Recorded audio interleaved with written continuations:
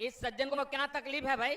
वैसे तो आपने कई बार सुना होगा कि कोई पैसे से तो कोई नेपोटिज्म की वजह से नेता बन जाता है, लेकिन आपको पता है कि एक चाय वाला भी हमारे देश का प्रधानमंत्री बन सकता है। हम बात करें हमारे देश के प्रधानमंत्री नरेंद्र मोदी जी की। उनका जन्म 17 सितंबर 1950 को वाडनगर महसाणा में हुआ। नरेंद्र मोदी जी बहुत ही गरीब परिवार से थे। उनके पिता दामोदर दास मूलचंद मोदी जी स्टेशन पर चाय बेचा करते थे। अब बात करें नरेंद्र मोदी जी की, तो जैसे ही स्कूल की घंटी बजती तो वो सीधा पहुंच जाते अपने पिता के पास उनकी मदद करने, और ट्रेन का सायरन बजते ही वो चले जाते चाय बेचने। उन्होंने आरएसएस यानी राष्ट्रीय स्वयंसेवक संघ 8 साल की एज में ज्वाइन कर लिया था। जब वो 8 साल के थे तब से ही आरएसएस में जाते थे और बढ़ चढ़कर हिस्सा लेते थे, जिससे कि हिंदुत्व के बारे में जानना। और जब वो 17 साल के हुए तो उन्होंने अहमदाबाद जाके सदस्यता ले ली। नरेंद्र मोदी जी 17 साल की एज में ही शादी हो गई थी, पर उन्हें शादी नहीं करनी थी, पर करवा दी गई थी जसोदाबेन से। पर ये ज्यादा दिन टिक नहीं पाई और 3 साल में वो केवल 3 मंथ ही साथ में रहे। 18 साल की एज में वो घर छोड़ हिमालय पर चले गए। उन्होंने 2 साल तक हिमालय पर तपस्या की, या यूँ कहें कि शांति की तलाश में, ताकि उन्हें उनके बारे में जानने का और मौका मिल सके और खुद के बारे में और जान सके। 20 साल की एज में हिमालय से आने के बाद वो अहमदाबाद चले गए और वहाँ अपने चाचा जी के साथ कैंटीन में हाथ बटाना और कैंटीन में काम करना चालू कर दिया। नरेंद्र मोदी जी ने 1971 में हुए भारत पाकिस्तान का युद्ध के बाद में फिर से आरएसएस ज्वाइन किया और आरएसएस के मुख्य सेवा भावी और प्रचारक के रूप में उभरे और सैनिकों की भी काफी सेवा की।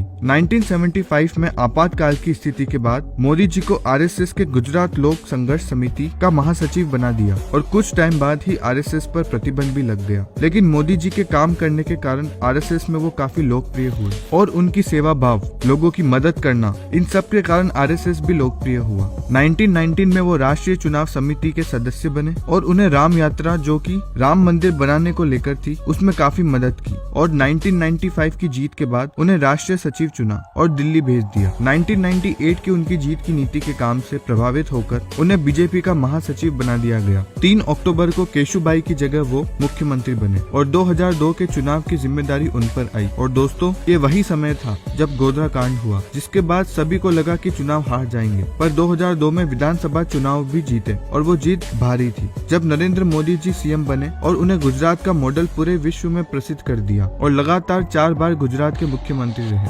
सितंबर 2013 की दिल्ली में हुई बैठक में नरेंद्र मोदी जी को पीएम के लिए दावेदार चुना गया। हालांकि लाल कृष्ण आडवाणी जी को दिक्कत थी, पर राजनाथ सिंह द्वारा ये घोषणा की गई। और 2014 तो आपको याद ही होगा दोस्तों, उस समय ही भारी जीत हुई और उनके गुजरात मॉडल के कारण उन्हें चुना गया। नरेंद्र मोदी जी केवल 4 घंटे ही सोते हैं, बाकी टाइम 14 से 16 घंटे वो काम करते हैं या व्यस्त रहते हैं। जब मोदी जी छोटे थे और स्कूल में पढ़ते थे तो उन्होंने एक बार मगरमच्छ का बच्चा पकड़ लिया था और बचपन से ही साहसी और शरारती थे। सिर्फ और सिर्फ मोदी जी को कांग्रेचुलेशन कहने के लिए Japanese prime minister Shinzo Abe ने फर्स्ट टाइम इंग्लिश में ट्वीट किया। इससे पहले वो जापानीज में लिखते थे। ये थी हमारे प्रधानमंत्री